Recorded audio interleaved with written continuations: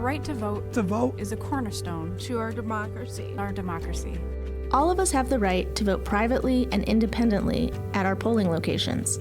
Voters should have a positive voting experience, regardless of disability.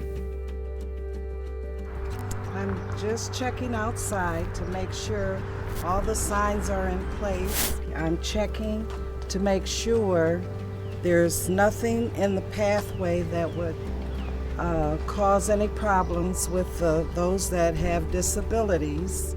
It looks like it's gonna be a good day. This video will review strategies to assist all voters, including voters with disabilities, on Election Day, helping you respond appropriately and respectfully to voter needs. Hi, I'm Eric Patrick Thomas, and I'm from Flint, Michigan. All of us can do whatever, we just do things in a different way, and that's when you start to learn. I'm not able to walk, but instead of walking, I use a wheelchair. I'm not able to do whatever it is, if it's sports or video games, you just use it differently, just like in voting. I'm able to vote, I just have to use the assistive technology, the sip and puff, to be able to vote. With me, using a wheelchair and having paralysis from the neck down, I do not drive. So I have to make sure that someone is going to be able to take me to the location. I do have a wheelchair accessible van, so that's good, but if not, you have to take public transportation or find a ride somehow. And then once you get out of the vehicle, where's the accessible entrance? The wheelchair entrance. Is it around the back, where nobody else goes? Where you're like, okay, or is it in front where everybody else goes? Well, I'm very interested in the voters and to see how many people vote. I tell everybody, even my kids, that voting matters, and that's why I started working here. Okay.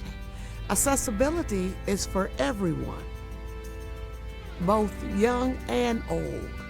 All disabilities are not readily visible. Just try to make everybody feel welcome, that their vote counts. Don't overdo it. Don't be a superhero that you have to save everyone or something. It's like, just let me come in and we have a talk.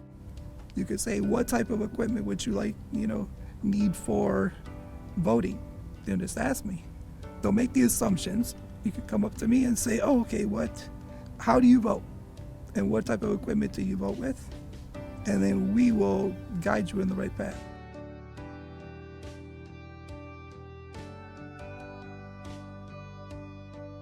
This here is our VAT machine, and it is a voter-assisted terminal, and they can come and use this. It will print out a ballot, and then they take it and input in the tabulator. A voter assist terminal is a machine that you can use, and in my case, I'm sight impaired. It can read the ballot measures and the candidates, and you can select. It reads it out loud. You wear headphones so that it's still private, and you can turn the screen off. If you're concerned about privacy or somebody looking at how you're voting, you can turn that off.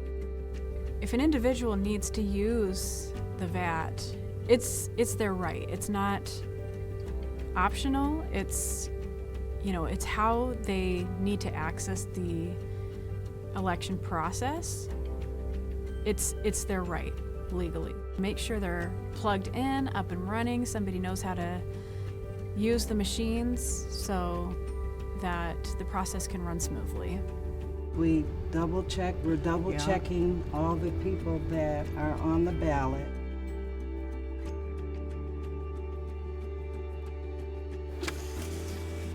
When speaking with voters, address them directly. A voter with a disability may have a companion, support person, or interpreter with them to provide assistance. This individual can be a family member, friend, or caregiver and can go into the voting booth with the voter.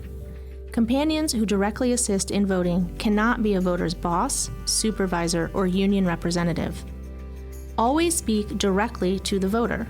Avoid addressing a voter's companion. If possible, position yourself on the same eye level as the voter and speak directly to them, even if you don't think they can see or understand you. It is impossible to gauge an individual's ability to understand or communicate by looking at them. You should always presume a voter to be competent and address them accordingly. In some instances, the voter may bring their service animal. Remember to politely ignore the service animal, as they are not a pet. They are trained to assist the individual, and they are an extension of the voter. Service dogs are available to people with a range of disabilities, and their purpose may not be obvious. Sailor. Down. That is a question that I get on the daily, and the answer is no. Because he's working. He's there to support me. Even when he's laying down here in this video, he is really still on, waiting for me to ask for his support. And so even when he's in a down position, he's still working. And then in terms of interacting with me, I always tell people that I'm a person first, and my disability is certainly a part of me and part of my experience, but I'm Anna. Just treat me like you would want to be treated.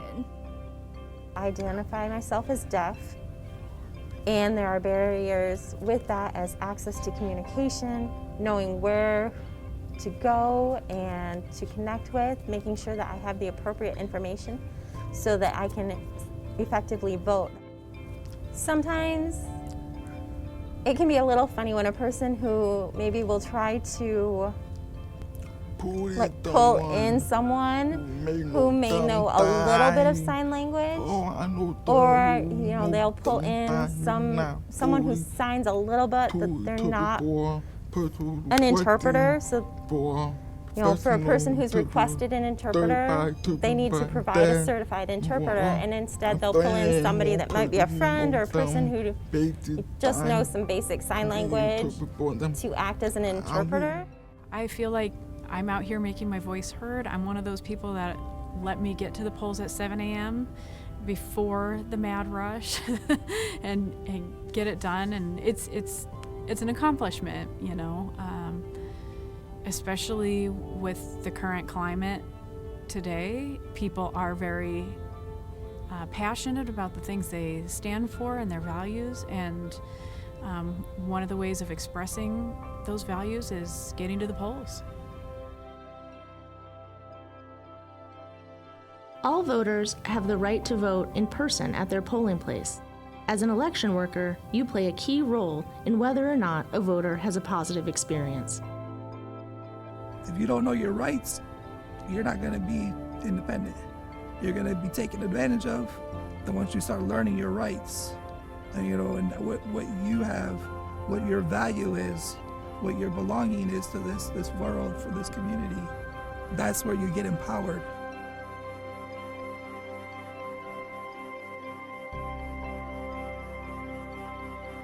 Democracy means that all of us have the right to vote. Together, we have the power. We have the power to create An accessible and inclusive voting culture. And in our state. Thank you. Thank you for your service as an election worker. To learn more, visit Disability Rights Michigan online.